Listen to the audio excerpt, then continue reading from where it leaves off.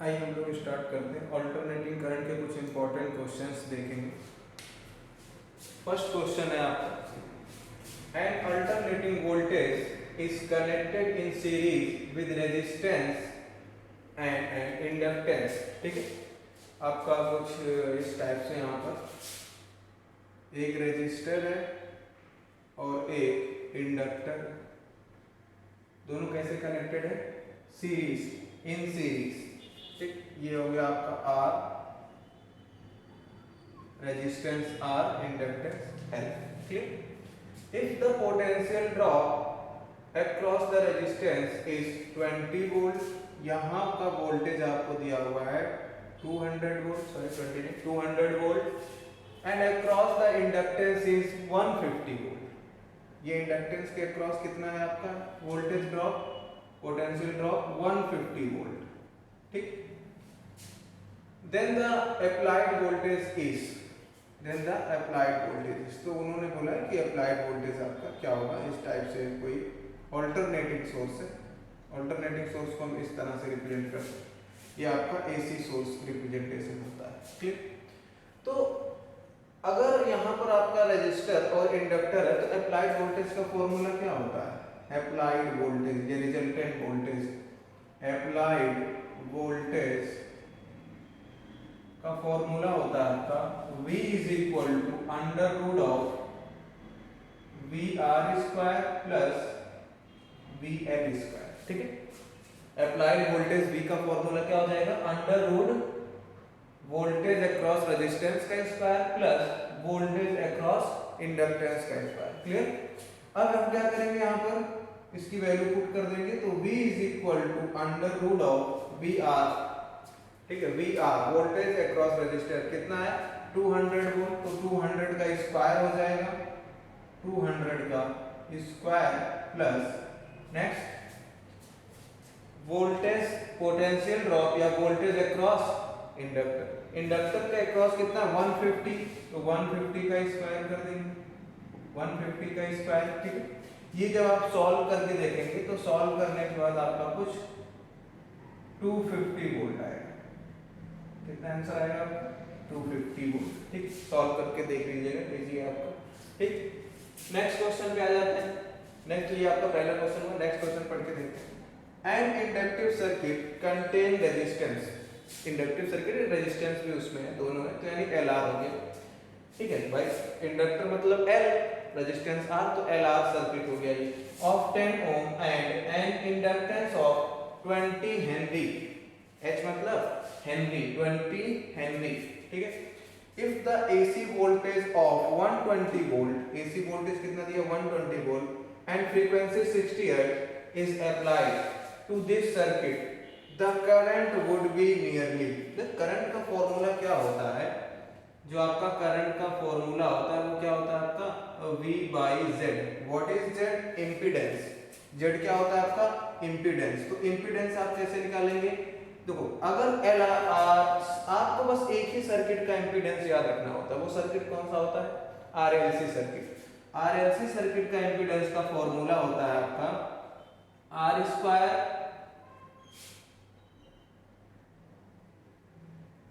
R square, ठीक है, ये आपका हो जाएगा इधर XL, R स्क्वायर, यहाँ पे आपका आ जाएगा XL माइनस XC का होल स्क्वायर। ठीक है, R स्क्वायर सॉरी प्लस होता है R square plus XL minus XC का होल स्क्वायर। सिर्फ ये फॉर्मूला आपको याद रखना है, ये फॉर्मूला आपको याद रखना, बाकी किसी सर्किट के इम्पीडेंस का फॉर्मूला याद रखने की जरूरत नहीं है, क्योंकि अगर ये फॉर्मूला याद है तो सारे याद। जैसे यहाँ पर देखिए एक इंडक्टर लगा हुआ है और एक रेजिस्टेंस है, एक रेजिस्टेंस और एक इंडक्टर, मतलब कैसा सर्किट है? RL circuit. तो इसमें क्या नहीं है? कैपेसिटर नहीं है। कैपेसिटर नहीं है तो इस फैक्टर को हम क्या कर देंगे? जीरो कर देंगे। इस फैक्टर को क्या कर देंगे? जीरो कर देंगे। इसमें कैपेसिटर है नहीं, तो इंपीडेंस का फॉर्मूला क्या बचा? इंपीडेंस का फॉर्मूला बचा अंडर रूट ऑफ कितना R स्क्वायर प्लस XL का स्क्वायर, क्योंकि XC तो जीरो हो गया। तो सिर्फ आपको यही याद रखना है, ये फॉर्मूला किस सर्किट के लिए होता है? RLC सर्किट, RLC सर्किट, जिसमें रेजिस्टेंस, इंडक्टर और कैपेसिटर तीनों ठीक है, लेकिन इसमें सिर्फ दो ही चीज था, रेजिस्टेंस था और इंडक्टर था, तो हमने XC को 0 कर दिया। ठीक है, इसको हम क्या बोलते हैं, capacitive inductance, sorry capacitive reactance. XC क्या होता है, कैपेसिटिव रिएक्टेंस। XL क्या होता है, इंडक्टिव रिएक्टेंस। R क्या होता है, रेजिस्टेंस। क्लियर। तो हमने Z is equal to formula निकाला इसके लिए जो गिवन है हमारा, तो R की वैल्यू हमें पता है, XL की वैल्यू क्या होती है, देखिए इसको क्या बोलते हैं हम, इंडक्टिव रिएक्टेंस। क्या बोलते हैं हम, इंडक्टिव रिएक्टेंस। इसकी वैल्यू क्या होती है, omega into L. What is omega, omega क्या होता है यहाँ पे, एंगुलर फ्रीक्वेंसी। एंगुलर फ्रीक्वेंसी का फॉर्मूला क्या होता है, एंगुलर फ्रीक्वेंसी का फॉर्मूला क्या होता है, 2 पाई इनटू न्यू। एंगुलर फ्रीक्वेंसी का फॉर्मूला सिंपल होता है आपका 2 pi times of frequency is called angular frequency. ठीक है, 2 pi times of frequency is called angular frequency. तो वो फॉर्मूला हम यहाँ पर पुट कर सकते हैं।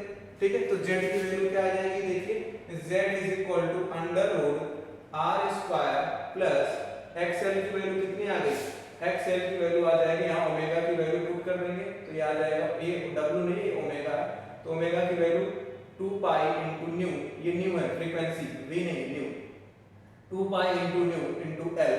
ठीक है, तो यहाँ पर किसका स्क्वायर आ जाएगा, XL का स्क्वायर, मतलब ये पूरी वैल्यू आप यहाँ पे पुट कर सकते हैं, तो कितना हो जाएगा, ये आपका आ जाएगा 2 पाई इनटू न्यू L का होल स्क्वायर। ठीक है, ये इज इक्वल टू आ जाएगा आपका कितना, is equal to under root of, is equal to under root of R की वैल्यू देखिए, R की वैल्यू यहाँ से 10 हो, तो ये हो जाएगा 10 का स्क्वायर मतलब 100, R का मतलब 10 का स्क्वायर, देखिए 10 का स्क्वायर 100 प्लस, अब इसका पूरे का स्क्वायर करेंगे तो 2 का square 4 into pi square into new की वैल्यू कितनी दी है, न्यू फ्रीक्वेंसी है, फ्रीक्वेंसी 60 हर्ट्ज, तो कितने का 60 का स्क्वायर इनटू ये L है, L का भी स्क्वायर हो जाएगा, L कितना है वो देखिए 20 हेनरी, यहाँ पे 20 हेनरी, तो L का मतलब क्या 20 का स्क्वायर, तो ये आपका आ जाएगा इंपीडेंस। यानी यहाँ से हम करंट निकाल सकते हैं, I is equal to V की वैल्यू कितनी है,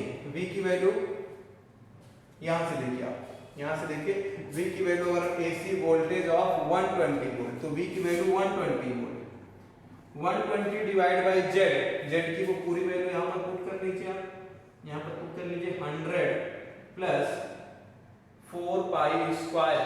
ठीक है, तो कितना आ जाएगा यहाँ पे 4 इंटू 3.14 का स्क्वायर इंटू ये हो जाएगा 60 इंटू 20, तो 60 का आपका यहाँ 60 का स्क्वायर इंटू 20 का स्क्वायर। ठीक है, तो जब आप इसको सॉल्व करेंगे, थोड़ा सा कैलकुलेशन है, कैलकुलेशन कर लीजिएगा। कैलकुलेशन करने के बाद जो आपका आंसर आने वाला है वो I is equal to 0.016 ampere आएगा। ठीक है, कितना आएगा, I is equal to 0.016 ampere. ठीक है, तो आपका कौन सा ऑप्शन आ जाएगा इसमें, ये सेकंड ऑप्शन। ठीक, सेकंड ऑप्शन।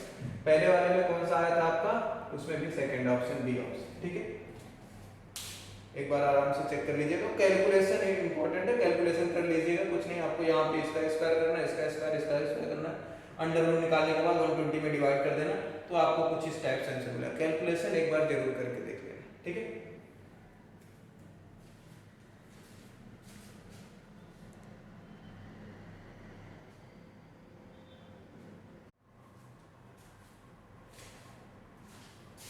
आइए नेक्स्ट क्वेश्चन की तरफ आते हैं।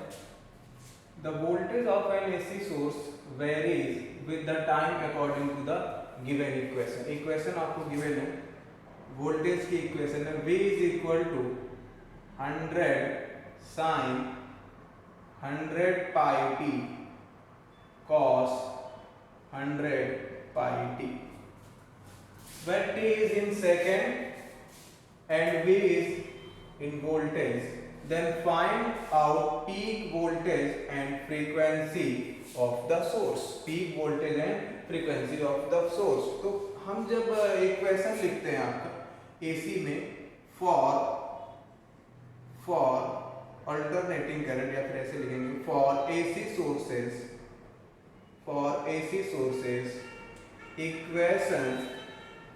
equation of voltage for AC sources equation of voltage कैसे लिखते हैं?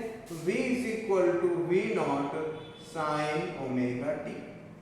V is equal to V naught sine omega T. V आपका वोल्टेज होता है, V नॉट क्या होता है आपका, इसको आप RMS भी बोल सकते हैं। V नॉट क्या होता है? V नॉट जो होता है इसी को हम बोलते हैं पीक वोल्टेज। पीक वोल्टेज और मैक्सिमम वोल्टेज, पीक वोल्टेज और मैक्सिमम वोल्टेज। ओमेगा क्या होता है आपका? Angular frequency. ओमेगा क्या होता है? Angular frequency. क्लियर? टी आपका टाइम। तो अगर हम इससे कंपेयर करके देखें तो यहाँ पे कॉस का फैक्टर भी आ रहा है, जबकि सिर्फ साइन होना चाहिए था। लेकिन एक फॉर्मूला हम लोग जानते हैं ट्रिग्नोमेट्री का, वो फॉर्मूला क्या होता है? Sine two theta. Sine two theta का फॉर्मूला होता है two sine theta into cos theta. ठीक, साइन टू थीटा का फॉर्मूला होता है two sine theta into cos theta. तो ये फॉर्मूला अगर हम लोग यहाँ पे अप्लाई करें तो देखिए इसको हम दूसरे फॉर्म में चेंज कर सकते हैं। ठीक है, ये हटा देते हैं, ये आपने लिख लिया होगा, ये हटा देते हैं, इसको हम दूसरे फॉर्म में चेंज कर सकते हैं। कैसे? देखिए इसको चेंज कैसे करेंगे? इसको इस इक्वेशन को थोड़ा सा चेंज कर लेते हैं। v इज इक्वल टू, क्योंकि हमें ये फॉर्मूला बनाना है, इससे कंपेयर करने के लिए ये इक्वेशन, ऊपर गिवन इक्वेशन बिल्कुल इसके जैसा दिखना चाहिए, तो हम ये फॉर्मूला अप्लाई करेंगे यहाँ पर। देखिए 100 को आप क्या लिख सकते हैं? 50 इंटू 2। 100 को क्या लिख सकते हैं? 50 into 2 sign 100 pi T cos 100 pi T. ठीक है, कॉस के साथ जो भी चीज आएगी या साइन के साथ जो भी चीज आ रहा है वो क्या है? थीटा है आपका। ठीक है, तो यहाँ पे थीटा इज इक्वल टू कितना है? 100 पाई टी। अब देखिए 2 साइन थीटा कॉस थीटा। ठीक है, और 2 साइन थीटा कॉस थीटा किसका फॉर्मूला होता है? Sine 2 theta. इसका मतलब यहाँ पर हम क्या लिख सकते हैं? v is equal to 50, 2 sine theta cos theta की जगह पे हम क्या लिख सकते हैं? Sine 2 into theta. थीटा की वैल्यू कितनी है? ये देखिए साइन 2 इंटू थीटा, थीटा की वैल्यू कितनी है? 100 पाई इंटू टी। इसको मल्टीप्लाई करेंगे आप तो आ जाएगा v is equal to 50 sine 200 pi T.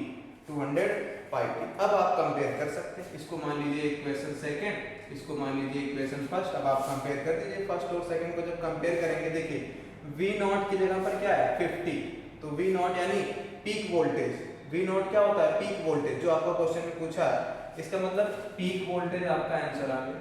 Peak voltage मतलब v नॉट, तो v नॉट की वैल्यू कितनी हो जाएगी? 50 volt. Peak voltage v not कितना आ गया? 50 वोल्ट। नेक्स्ट क्या पूछा है आपसे? पीक वोल्टेज तो हमारा आ गया कितना? 50 वोल्ट। नेक्स्ट आपसे पूछा फ्रीक्वेंसी, फ्रीक्वेंसी यानी न्यू। अब देखिए यहाँ पर अगर हम दोनों को कंपेयर करें, यहाँ से साइन ओमेगा टी, तो टी यहाँ पे हो गया, इसका मतलब ओमेगा की जगह पे 200 इंटू पाई। साइन ओमेगा की जगह पे क्या है? 200 इंटू पाई। तो दोनों इक्वेशन को कंपेयर कीजिए तो ओमेगा आ गया आपका 200 इंटू पाई। अच्छा, ओमेगा का फॉर्मूला क्या होता है? अभी पिछले क्वेश्चन में हमने बताया था एंगुलर फ्रीक्वेंसी होता है। एंगुलर फ्रीक्वेंसी का फॉर्मूला क्या होता है? 2 pi times of frequency. 2 pi times of frequency is called angular frequency. Clear? तो ये कितना हो जाएगा? 200 इंटू पाई। पाई से ये पाई कैंसिल हो जाएगा। ठीक, पाई से पाई कैंसिल। इसका मतलब क्या बचा यहाँ पर? और आपका ये 2 से 200 कैंसिल हो जाएगा, तो 2 से 200 कैंसिल हो जाएगा तो 100 आ जाएगा। इसका मतलब फ्रीक्वेंसी कितना आ गया? फ्रीक्वेंसी आपका आ गया, फ्रीक्वेंसी 100 हर्ट्ज। ठीक है, आपकी फ्रीक्वेंसी की यूनिट होती है हर्ट्ज, तो 100 हर्ट्ज। दोनों आंसर आ गया आपके। पीक वोल्टेज आ गया 50 वोल्ट और फ्रीक्वेंसी कितना? 100 हर्ट्ज। ठीक, दोनों चीज हम फाइंड करते हैं। फिर से एक बार देख लेते हैं। हमें इक्वेशन गिवन था, लेकिन हमको कुछ इस तरह से दिखने वाला इक्वेशन बनाना था। इस तरह से इक्वेशन बनाने के लिए हमने ट्रिग्नोमेट्री का यूज किया। sin 2 theta is equal to 2 sin theta cos theta formula होता है, लेकिन यहाँ पे 2 मिसिंग था, तो हम 100 को 50 into 2 लिख सकते थे, तो 50 into 2 लिख लिया। ठीक है, फिर 50 into 2 लिखने के बाद एज इट इज रखा पूरा, तो यहाँ ये भी सेम है, ये भी सेम, मतलब ये भी थीटा तो ये भी थीटा। ठीक है, तो 2 sin थीटा cos थीटा, उसका फॉर्मूला क्या होता है? 2 sin थीटा cos थीटा का sin 2 थीटा। तो साइन 2 थीटा की जगह पे, जो दोनों जगह पे थीटा, 100 इंटू पाई टी, ठीक है। 2 को अंदर मल्टीप्लाई किया, 200 इंटू पाई टी। अब इसको जो इक्वेशन आया और इससे कंपेयर कर दिया, तो वी नॉट की जगह पे 50 था, तो पीक वोल्टेज 50 आ गया, और साइन ओमेगा टी, ओमेगा की जगह पे क्या था 200 पाई, ओमेगा को 200 पाई के इक्वल कर दिया। अब हमें पता था कि एंगुलर फ्रीक्वेंसी यानी ओमेगा का फॉर्मूला क्या होता है 2 पाई इंटू न्यू, पाई से पाई कैंसिल हो गया, 2 से 200, 100 आ गया, तो आपका आंसर आ गया कितना फ्रीक्वेंसी का 100 हर्ट्ज। क्लियर।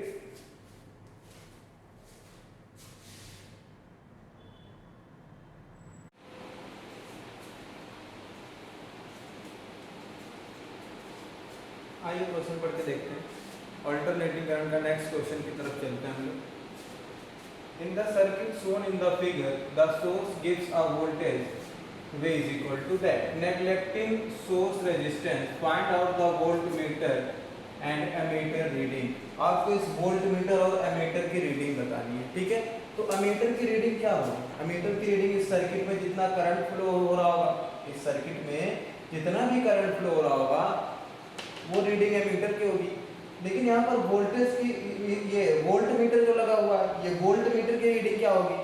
इस पर्टिकुलर जगह पे यहाँ पर कितना वोल्टेज है ना, यहाँ का कितना पोटेंशियल डिफरेंस है वो बताएगा। मतलब इसके लिए आप ऊपर नहीं जाओगे, है ना, इसके लिए सिर्फ हम एक ही रजिस्टर देखेंगे, वो कौन सा, जो V का फॉर्मूला होता है। तो वोल्टमीटर आप कैसे निकालोगे?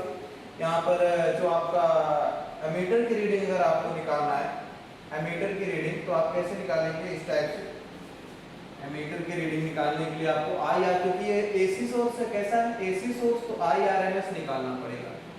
IRMS root mean square current निकालना पड़ेगा। फॉर्मूला क्या होता है I not by root 2।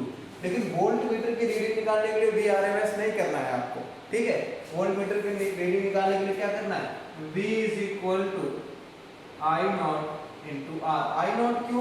Maximum current जो यहाँ पर होगा उसको रखना है, और आर सिर्फ 4 ओम रखना है, यहाँ पे नहीं जाओगे। जिसके अक्रॉस निकालना होता है उसी का रखते हैं। अब सबके अक्रॉस तो नहीं, रेजिस्टेंस से मतलब होगा, तो 4 इंटू दैट, यानी V is equal to R की वैल्यू कितना, आर की वैल्यू यहाँ पर पुट कर लेते हैं हम 4 ओम इंटू आई नॉट की वैल्यू हमें नहीं पता, तो आई नॉट की वैल्यू हम निकाल सकते हैं। आई नॉट की वैल्यू हम निकाल सकते हैं। कैसे निकालेंगे आइए देखते हैं, ठीक है। तो ये इक्वेशन हमें गिवन है, V इज इक्वल टू 20, यहाँ पे कॉस है आपका 20 कॉस 2000 इंटू टी। देखो यहाँ पे साइन और कॉस हो फर्क नहीं पड़ता, क्योंकि दोनों साइन और दोनों आपके पीरियोडिक कर्व होते हैं। तो जो अल्टरनेटिंग का इक्वेशन होता है वो साइन में भी हो सकता है, कॉस में भी हो सकता है, ठीक है। ये बातें आपको पता होनी चाहिए। तो अगर हम इसको कंपेयर करेंगे, किससे? V is equal to V naught cos omega T से, ठीक है। ये आपका फर्स्ट इक्वेशन, ये सेकंड इक्वेशन, दोनों को कंपेयर करो। तो देखो कंपेयर करने पे V नॉट की वैल्यू कितना 20 वोल्ट, V नॉट की वैल्यू कितना 20 वोल्ट, ओमेगा की वैल्यू कितना 2000, एंगुलर फ्रीक्वेंसी ओमेगा की वैल्यू कितना 2000, ठीक है। अब ये RLC सर्किट है, इसमें रेजिस्टेंस भी है, इंडक्टर भी है, कैपेसिटर भी है, ठीक है। RLC सर्किट है। RLC सर्किट के लिए इंपीडेंस का फॉर्मूला क्या होता है? RLC सर्किट के लिए इंपीडेंस यानी Z का फॉर्मूला होता है R square plus XL minus, ये आपका देखिए XL जो आपका होता है, इसको हम क्या बोलते हैं? इसको बोलते हैं इंडक्टिव रिएक्टेंस। ये क्या होता है? Inductive reactance. नेक्स्ट आपका क्या आता है? XC का whole square, XL minus XC का होल स्क्वायर। ये क्या होता है? कैपेसिटर के लिए होता है। इसको हम क्या बोलते हैं? इसको हम बोलते हैं कैपेसिटिव रिएक्टेंस। Capacitive reactance. तो हमें R की वैल्यू तो पता है कितना, पूरे सर्किट में एमीटर का निकालने के लिए पूरे सर्किट में करंट कितना फ्लो रहा है वो निकालने के लिए आपको 6 और 4 को ऐड कर दो। ये सीरीज में है ना, देखो ये रजिस्टर और ये रजिस्टर दोनों सीरीज में है, तो हम ऐड कर सकते हैं, ठीक है। तो यानी R की वैल्यू तो पता है कितना 10 ओम, तो R की वैल्यू 10 ओम है, यानी आपको XL की वैल्यू निकालनी पड़ेगी। तो XL की वैल्यू निकालने के लिए XL का फॉर्मूला होता है ओमेगा इंटू L। ओमेगा क्या होता है आपको? ओमेगा की वैल्यू पता है, एंगुलर फ्रीक्वेंसी। L मतलब इंडक्टर की वैल्यू कितना 5 मिली हेनरी। 5 मिली हेनरी को हम लिख सकते हैं 5 × 10⁻³ हेनरी।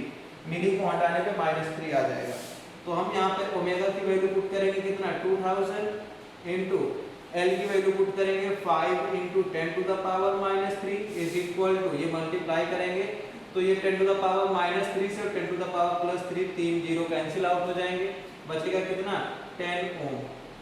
ठीक है, इंडक्टिव रिएक्टेंस और कैपेसिटिव रिएक्टेंस दोनों की यूनिट भी ओम होती है, इसकी यूनिट भी ओम होती है, तभी तो एक साथ प्लस कर रहे हैं। ठीक है, तो अब तक कितना आ जाएगा, ये 10 ओम आ गया। अब हमें निकालना है क्या, कैपेसिटिव रिएक्टेंस। इसका फॉर्मूला होता है 1/ओमेगा c।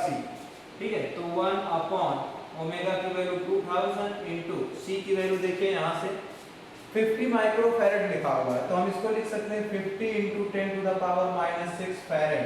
फैरड में लिखा जाता है ना कैपेसिटर को, फैरड में इसका यूनिट फैरड होती है। ठीक है, तो माइक्रो को हटाने पे 10 टू द पावर -6 आ जाएगा, तो यहाँ पे कितना हो जाएगा आपका 50 into 10 to the power -6, 50 into 10 to the power -6।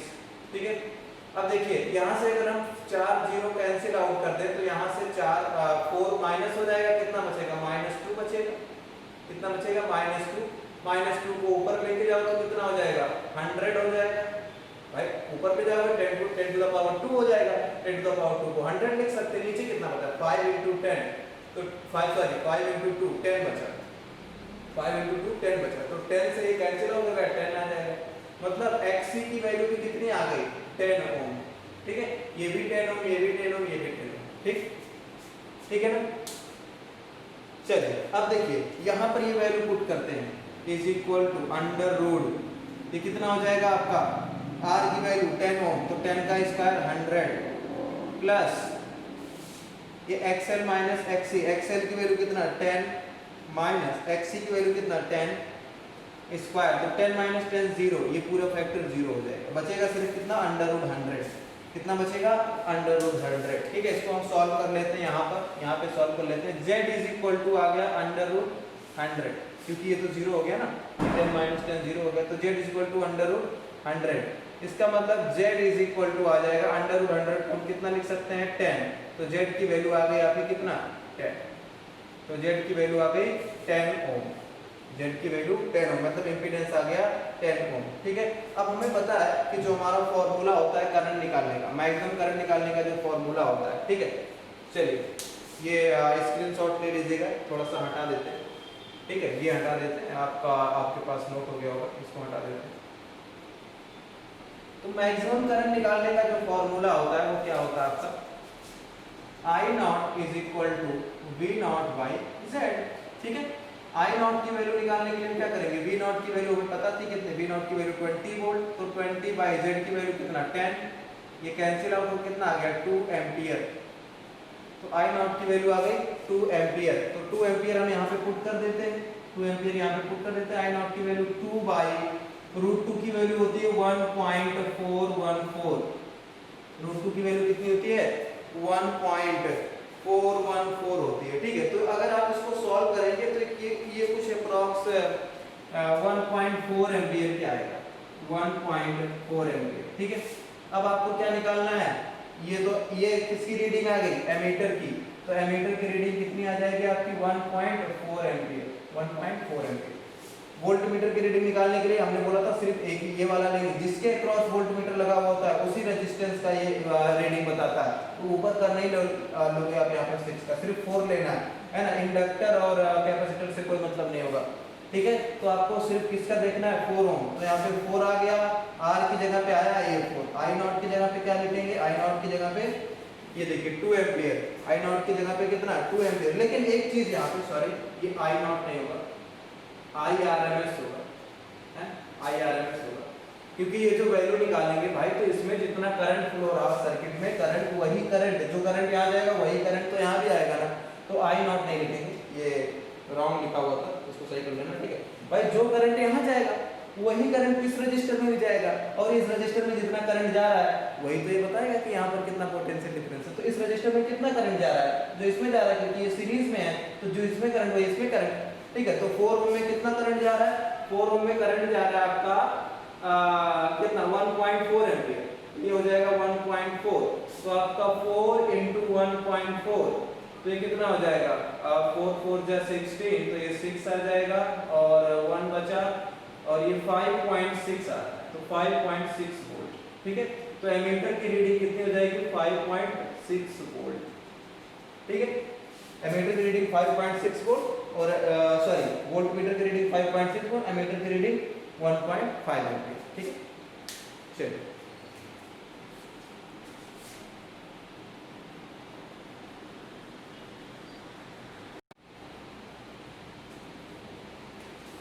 आइए अल्टरनेटिंग करंट का नेक्स्ट क्वेश्चन पढ़ के देखते हैं।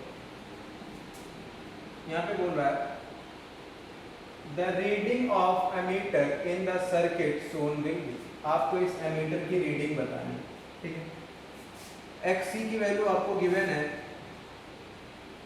5 ओम और XL की वैल्यू आपको गिवन है 5 ओम, रेजिस्टेंस की वैल्यू आपको गिवन है 55। नो डाउट ये आपका RLC सर्किट, कैसा सर्किट है?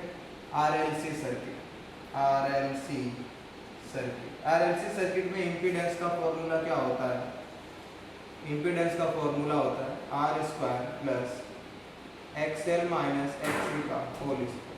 ठीक है, ये आपका इम्पीडेंस का फॉर्मूला होता है RLC सर्किट में, इम्पीडेंस का फॉर्मूला। ठीक, इम्पीडेंस सर्किट का फॉर्मूला ये होता है। ठीक है, अब देखिएगा हम यहाँ पर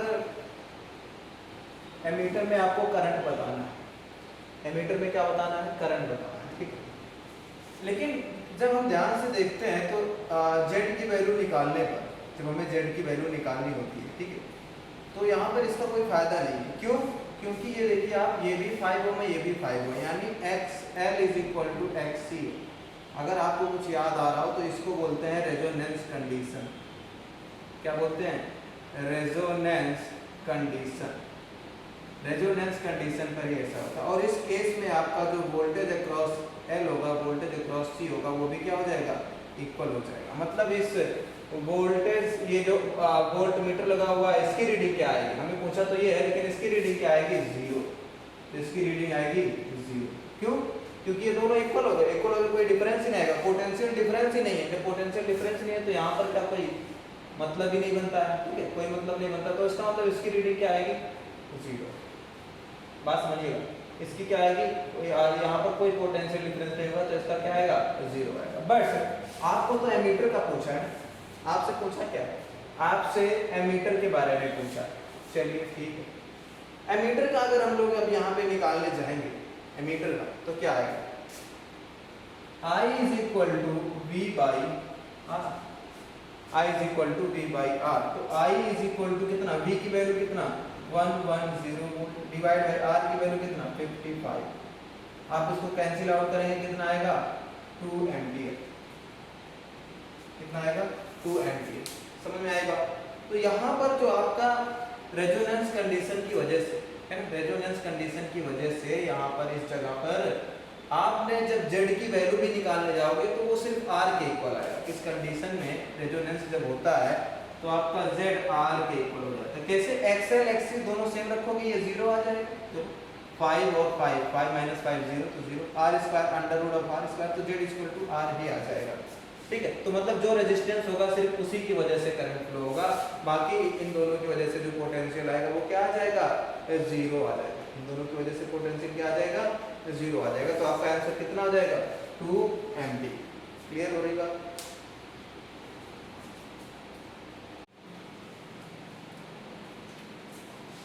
आइए नेक्स्ट क्वेश्चन पढ़ के देखते हैं।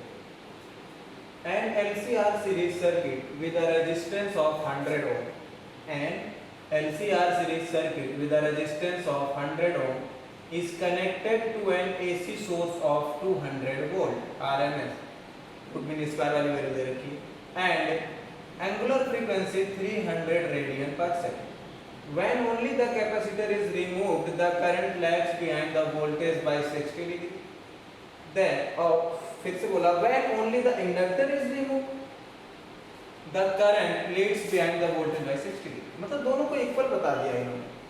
60 डिग्री क्या? दोनों का फेज डिफरेंस इक्वल आ रहा है, दोनों का फाई इक्वल आ रहा है। किसका? आपका जो XL है और XC दोनों के केस में फाई। अच्छा, फाई को हम कैसे निकालते थे? tan फाई से। tan फाई का फॉर्मूला क्या होता था? XL by XC, sorry XL by R और अगर कैपेसिटर होता था तो tan फाई का फॉर्मूला क्या होता था, XC/R। इन्होंने इसको फेज डिफरेंस को इक्वल बता दिया है, इसका मतलब हम यहाँ पे क्या लिख सकते हैं, हम यहाँ पे लिख सकते हैं tan phi is equal to XL/R is equal to XC/R, क्योंकि इन्होंने बोल दिया है कि फेज डिफरेंस सेम है। तो tan फाई मतलब कितना, tan 60 degree is equal to हो जाएगा XC/R is equal to XL/R is equal to XC/R। tan 60 degree का फॉर्मूला होता है, इसका वैल्यू होता है √3। कितना होता है, √3। तो ये हो जाएगा √3 is equal to XL/R is equal to XC/R। ठीक है, अब हम यहाँ से R को अगर इधर मल्टीप्लाई कर ले तो हमारे पास क्या आ गया, XL is equal to XC is equal to कितना, ये आपका आ जाएगा R√3। देखो R को यहाँ मल्टीप्लाई कर तो दोनों की वैल्यू सेम आ रही है, फेज डिफरेंस सेम है, दोनों की वैल्यू भी क्या है, सेम। तो अगर आप इम्पीडेंस का फॉर्मूला लगाएंगे, इम्पीडेंस का formula Z is equal to √RLC circuit है, तीनों चीज है यहाँ पर, तो क्या हो जाएगा R plus XL minus XC का होल स्क्वायर। ठीक है, तो Z is equal to XL XC दोनों सेम है, पुट करोगे तो 0 आ जाएगा। देखो R√3 माइनस R√3 0 आ जाए, 0 का स्क्वायर 0, तो बचेगा क्या, सिर्फ यहाँ पर सिर्फ बचेगा R का स्क्वायर, तो √R का स्क्वायर, √R के स्क्वायर को हम R लिख सकते हैं, यानी Z की वैल्यू R के इक्वल, Z की वैल्यू R के इक्वल। तो हमें एवरेज पावर निकालना था, तो एवरेज पावर आपका क्या आ जाएगा, V²/R। Z R के इक्वल आ गया तो Z लिखो R लिखो, वही बात है। तो एवरेज पावर V²/R, तो एवरेज पावर आ जाएगा, V की वैल्यू कितना, 200 वोल्ट, तो कितना हो जाएगा 200 इंटू 200 डिवाइड बाई R की वैल्यू कितना है, R की वैल्यू 100 ओम, R की वैल्यू 100 ओम। ठीक है, 100 रख लिया, 0 से 0 कैंसिल, 200 इंटू 2 कितना 400, तो ये कितना हो जाएगा 400 वॉट। क्लियर, तो पावर का आंसर आ गया हमारा 400 watt. This is our answer.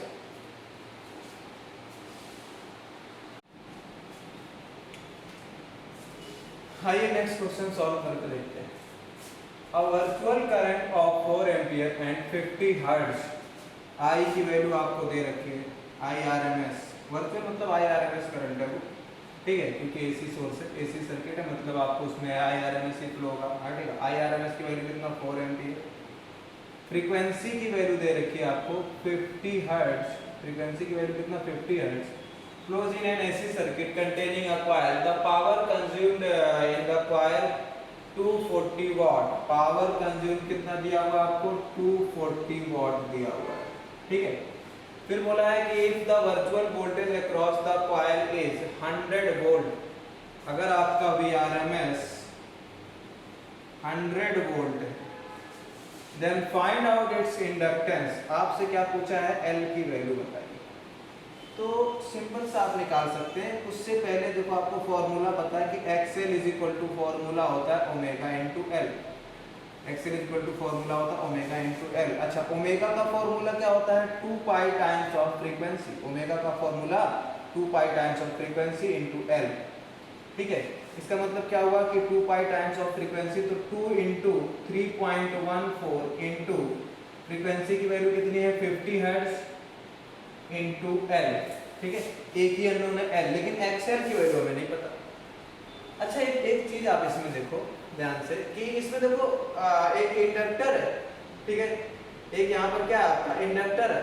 अब अगर इसमें हम XL की वैल्यू निकाल लें, किसकी वैल्यू, XL की वैल्यू निकाल लें, तो हमें किसकी वैल्यू पता चल जाएगी, हमें पता चल जाएगी L की वैल्यू। लेकिन उससे पहले हमें XL की वैल्यू निकालनी पड़ेगी, यानी ये कहीं ना कहीं अगर ये रेजिस्टेंस इसमें होगा, ये इंडक्टर है तो उसका रेजिस्टेंस होता ही होता है, तो आपको सोचना पड़ेगा थोड़ा सा, R की वैल्यू निकालना पड़ेगा। यानी ये RL सर्किट जैसा है, कैसा है, RL सर्किट जैसा। और RL सर्किट में इम्पीडेंस का फॉर्मूला क्या होता है, अंडर रूट ऑफ, इम्पीडेंस का formula under root of R² plus XL का स्क्वायर। R की वैल्यू कहां से निकालोगे, ये देखो R की वैल्यू आ गई, R की वैल्यू यहां से निकाल लो आप, यहां से पावर का फॉर्मूला क्या हो जाएगा, पावर का फॉर्मूला IRMS का स्क्वायर इंटू R। पावर कितना दिया हुआ है 240 इज इक्वल टू IRMS की वैल्यू 4 का स्क्वायर 16 इंटू आर, ठीक है 16 इंटू आर, तो आर इज इक्वल टू कितना आ जाएगा 240 डिवाइड बाई 60, 240 डिवाइड बाई 16। इसको आप कैंसिल करोगे, इसको जब आप कैंसिल करोगे तो ये पूरा कैंसिल आउट हो जाएगा, आएगा 25 ओम, कितना आएगा 25 ओम, ठीक है पूरा पूरा कैंसिल आएगा। 25 कहाँ से आएगा 15 आएगा ना, इतना ज़्यादा कहाँ से आएगा 15 ओम, फिर 16 और ये आएगा 30 से ये कैंसिल आउट होगा, ये आ जाएगा 16 और यहाँ से 15 ओम आएगा, ठीक है। तो आर की वैल्यू आपकी आ गई 15 ओम। तो हम हमारे यहाँ से आर की वैल्यू आ गई, जेड की वैल्यू हमें नहीं पता भाई साहब, जेड की वैल्यू नहीं निकाल सकते ना। देखो जेड का फॉर्मूला क्या होता है, जेड का फॉर्मूला होता है आपका यहाँ से सेम वही चीज फिर से लिखेंगे कि V naught upon I naught is equal to VRMS upon IRMS, ये फॉर्मूला होता है जेड का। तो V नॉट I नॉट तो हमें यहाँ पे पता नहीं है, लेकिन हमें VRMS और IRMS पता है। तो Z इज इक्वल टू कितना आ जाएगा, VRMS की वैल्यू कितना देखो 100, IRMS की वैल्यू कितना देखो 4, तो ये कैंसिल हो जाएगा, कितना आ जाएगा 25 ओम, ठीक है 25 ओम। तो हमें R और Z दोनों की वैल्यू पता चलेगी, तो यहाँ से हम XL की वैल्यू निकाल सकते हैं। इस अंडर रूट को पूरा इधर भेज दो तो कितना हो जाएगा, अंडर रूट को अगर हम इधर भेज दें तो ये हो जाएगा Z का square is equal to R का स्क्वायर प्लस XL का स्क्वायर। Z की वैल्यू कितना है 25, तो ये हो जाएगा आपका 25 का square is equal to R की वैल्यू कितना है 15, तो 15 का स्क्वायर और ये हो जाएगा प्लस XL का स्क्वायर, ठीक है। यहाँ से हम लोग क्या कर सकते हैं, XL की वैल्यू निकाल सकते हैं, XL की वैल्यू निकाल सकते हैं। देखेंगे कितना आएगा, यहाँ से XL इज इक्वल टू 15 को इधर भेजोगे माइनस हो जाएगा और इसका स्क्वायर उधर भेजोगे तो अंडर रूट हो जाएगा। तो अंडर रूट ऑफ 25 का स्क्वायर माइनस 15 का स्क्वायर, ठीक है 25 का स्क्वायर माइनस 15 का स्क्वायर। इसको जब आप सॉल्व करके देखोगे तो जो XL की वैल्यू आपकी आने वाली है वो 20 ओम आएगी। सॉल्व करके देख लेना, 25 का स्क्वायर कर लेना, फिर माइनस 15 का स्क्वायर कर लेना, दोनों को माइनस करके उसका अंडर रूट लेना, तो 20 ओम आएगा। कितना आएगा XL की वैल्यू 20 ओम। तो अगर मैं XL की वैल्यू 20 ओम पता चल जाए तो हम यहाँ से L की वैल्यू निकाल सकते हैं, ठीक है L की वैल्यू निकाल सकते हैं। इसका जल्दी से ये क्वेश्चन हटा देते हैं, क्वेश्चन आपने स्क्रीनशॉट ले लिया हो, ऊपर सॉल्व कर लेते हैं।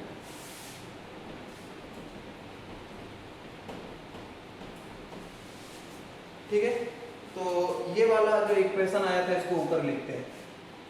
XL is equal to, XL कितना आया था 2 इंटू 3.14 इंटू 50 इंटू L, ठीक है। अब यहाँ से XL की वैल्यू कितनी आ गई 20 आ गई, तो 20 इज इक्वल टू ये हो जाएगा 50 इंटू 200 इंटू 3.14 इंटू L, तो ये मल्टीप्लाई करोगे तो 20 इज इक्वल टू 100 इसमें मल्टीप्लाई हो जाएगा, तो ये आ जाएगा 1.314 इंटू L, तो L इज इक्वल टू आ जाएगा 20/314। L की वैल्यू कितनी आ जाएगी 20/314, ठीक है। तो अगर इसको हम पाई में ही रहने दें, अगर इसको हम पाई में ही रहने दें, सपोज ऐसा कर लें कि यहाँ पर 3.14 कर दें और इंटू 10 टू द पावर 2 कर दें, समझ रहे हो ना, समझ रहे हो, ठीक है। तो इसको ऐसे लिख सकते हैं 20/3.14 को पाई में लिख लो, तो क्वेश्चन में ऐसा आंसर दिया हुआ 3.14 को पाई लिख लो और 10 टू द पावर 2 को 100 लिख लो, तो ये कैंसिल हो जाएगा तो 5 आ जाएगा। तो कितना आ गया आंसर आपका 1/5 पाई हेनरी। इंडक्टेंस जो होता है उसकी यूनिट होती है हेनरी, तो L की वैल्यू कितनी आ गई 1/5 pi henry. This is the answer. Clear.